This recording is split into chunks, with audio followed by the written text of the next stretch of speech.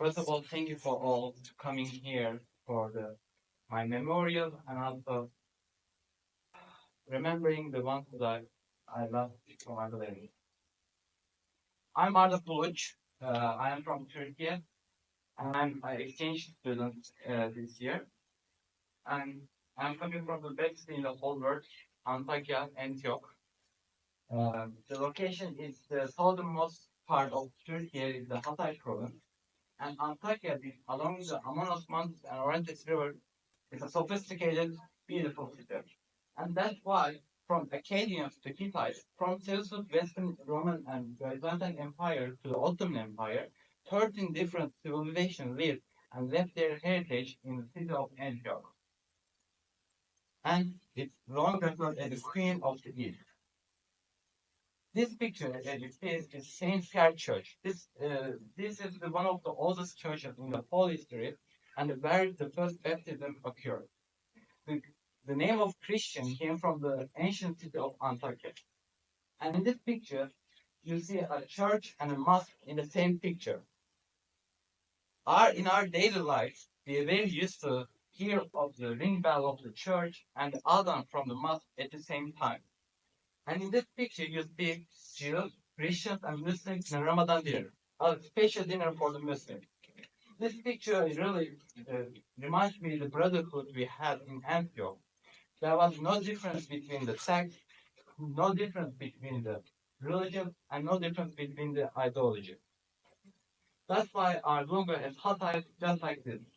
The emblem for the three religions in just one name. And today, the day life is with one. This is the oldest city in Antioch. And February 4, 2023 was my birthday gathering. And we went to the oldest and the best place that we always love. And I didn't know that this was going to be the last time that I saw Antakya as I knew it. 2 years ago, on February 6, 2023, two earthquakes with a magnitude of 7.8 and 7.7 shook Turkey and Syria. The first earthquake, 7.8, occurred in 4:17 a.m. Only 3 hours left to the first day of second semester.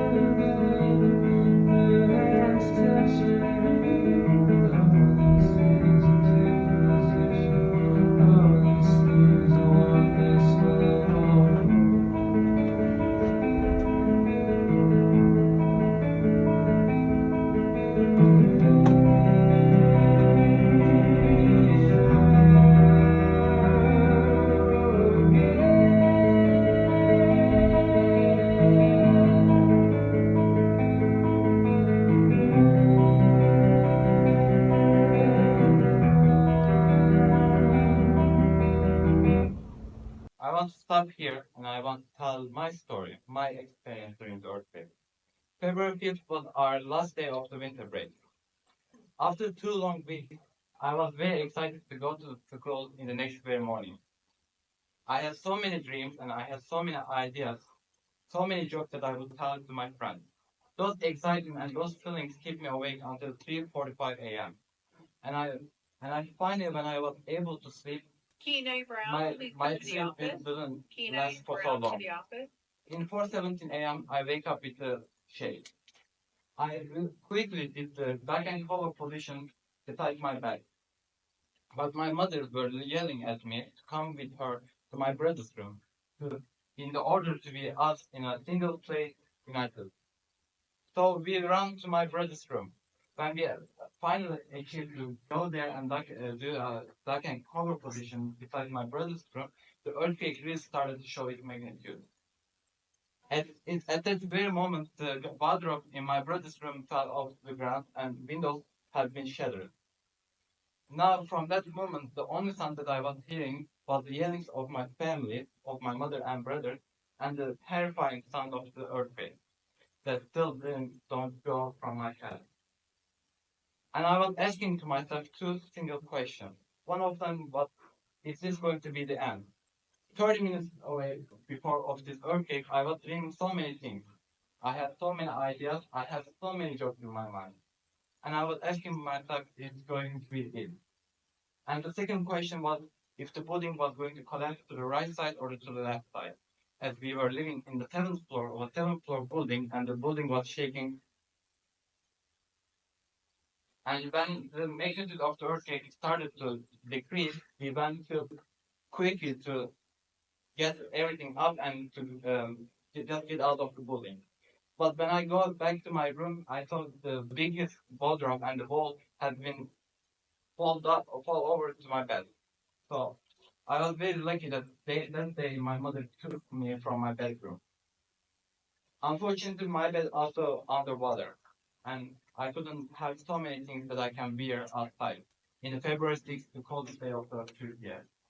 And my father was in work travel, and when he came 4 hours after the earthquake, that was the first time that I saw my father was crying when he saw how frozen I was. This is two pictures that I had in the day of the earthquake in my neighborhood. That's all an injuries in Turkey. Total death just in Turkey was 53,537, and the Hatay was almost the half of it, with 24,147. This is a quick demonstration of before and after the earthquake.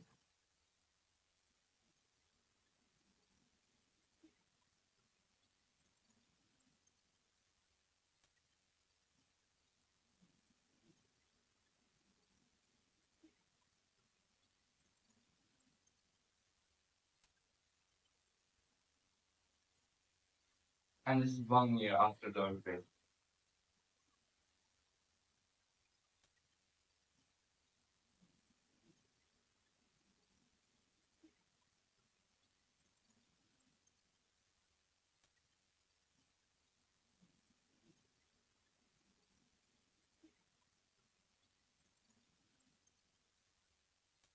A quick comparison before and after the earthquake. I have lost 6 personal friends from my high school, and I want to memorial them with a long video.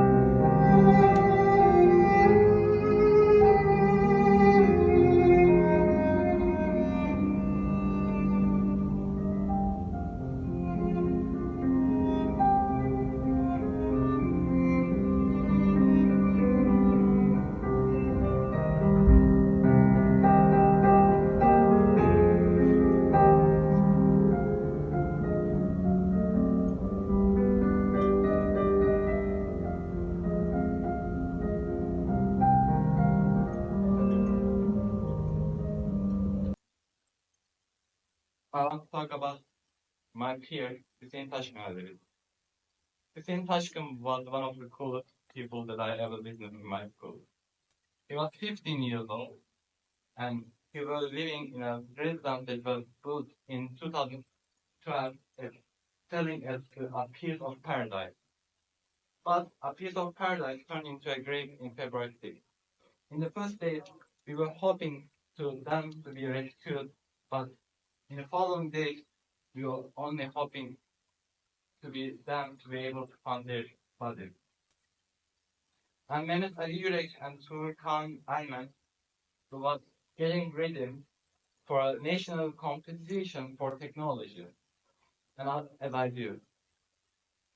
And so we were seeing each other every single day. And they were really one of the most cheerful people that I ever see in my whole life.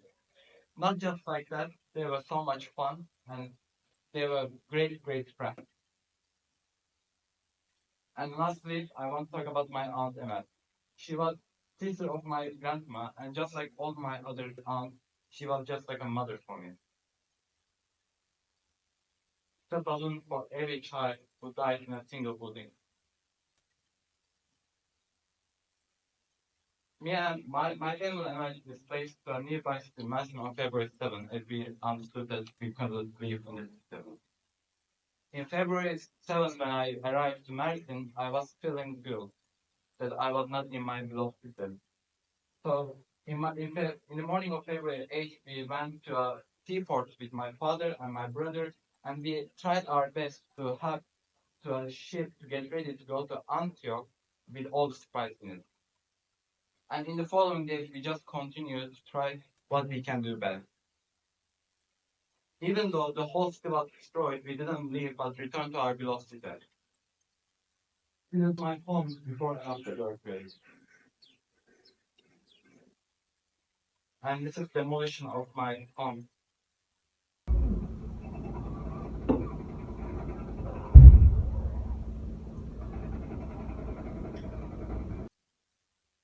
When I go back to Hatay, we still didn't have any home. So I went to one of my best friend's house and I lived there for 3 months. And then I went to a tent dormitory for 1 month. But living in a tent was not easy. It was just like a one person thing that you are earthquakes, however, every single day when you are sleeping and when you are waking up. But my family had to live in a shelter box for 4 months. Even though all the things that I experienced, I was still one of the most lucky persons in the whole situation. After 11 months that we were displaced to another city, finally we were able to be united again in a home as a family. And this brings me to Hand Up Tomorrow. I established Hand Up Tomorrow on August 10, 2023.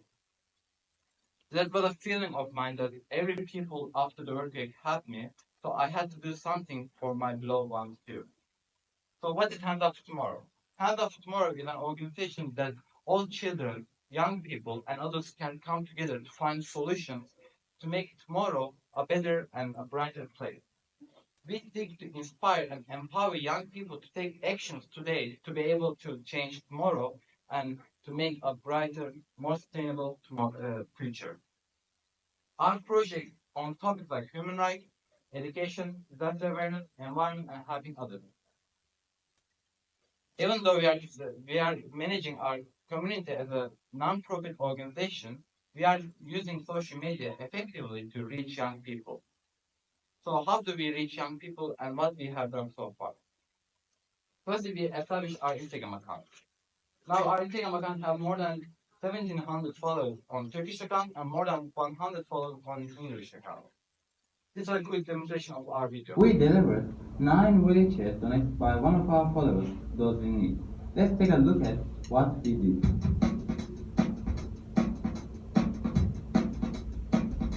In the beginning, we had to plan our road, which was way harder than we thought, but we finally had managed it and started distribution.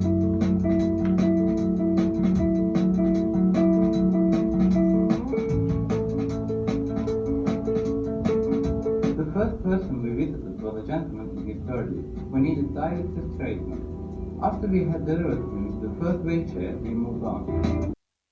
Then we established our website. We have shared 37 blogs on topics like disaster preparedness, helping others, human rights, and protecting our nature. We did environmental cleanup project.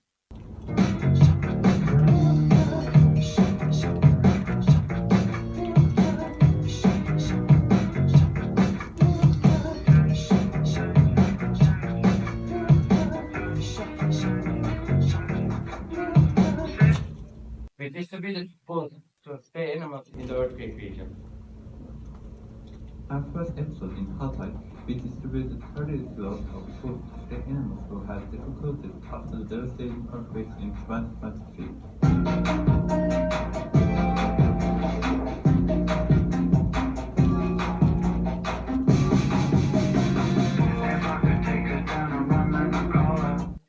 We did present presentation to UNICEF about the earthquake impact on Hatay. And fortunately to us, they put Hatay as a single problem in their program for 2025-2030 Turkey program. And finally, we did Camp of Hope. Camp of Hope is a voluntary peer-to-peer education project for the earthquake-affected children in Antakya. So, like I said, when I returned to Antakya for my education, the demolition of the buildings were merely started. We were seeing destruction every day. And the streets that once children were used to play games now have fallen into a deep fire. And now the only thing that we could see in the streets were the destroyed buildings and the concrete faces of the earthquake survivors. And I researched about the impact of the earthquake to the children. And the effects of the disasters were bigger than I previously thought. They had so many bad impacts on their education and also in their psychology. So I researched what we can do to tackle this problem. And all the articles I was reading was saying the same. Education continuity and socialization is the key to emotional recovery by children. But unfortunately, most of the Antakya schools were destroyed by the 2023 earthquake. And the SoHi school building has to share their building with at least one but up to three other schools. That means that the education time in Hatay decreased dramatically. So I gathered nine high school students to do a project, and we clean damaged building to make a classroom. And we were able to do that.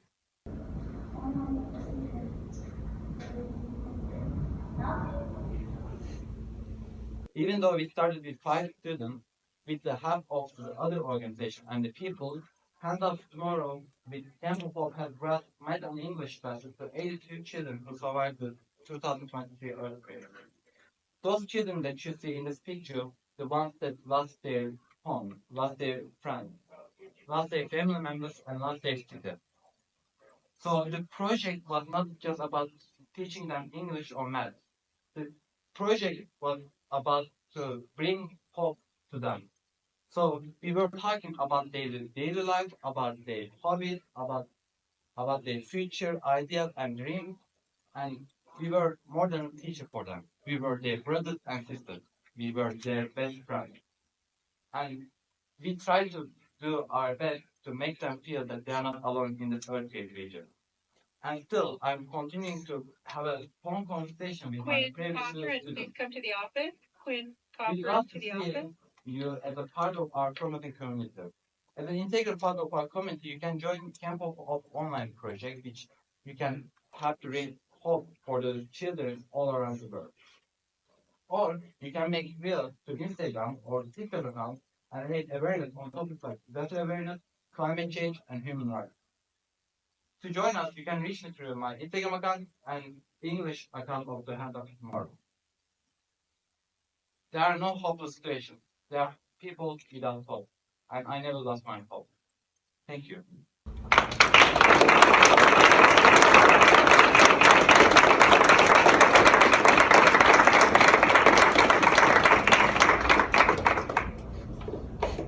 Yeah, any questions?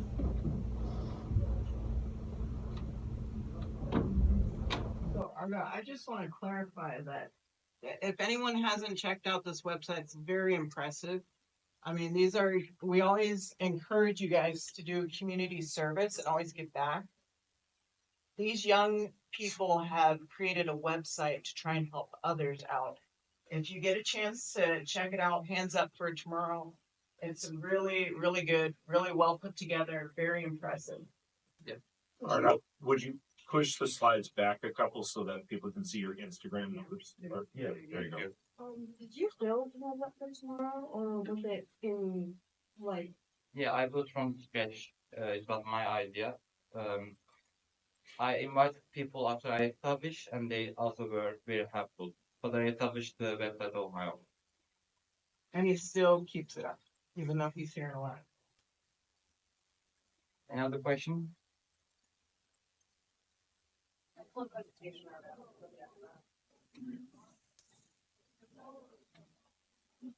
not really a question, but just a comment. So Arda stayed with me for a couple of months, and I just want to say it's very inspirational to see that you took something that was a tragedy and were able to maintain that hope, like you say, and to do something positive. So that's a very good example.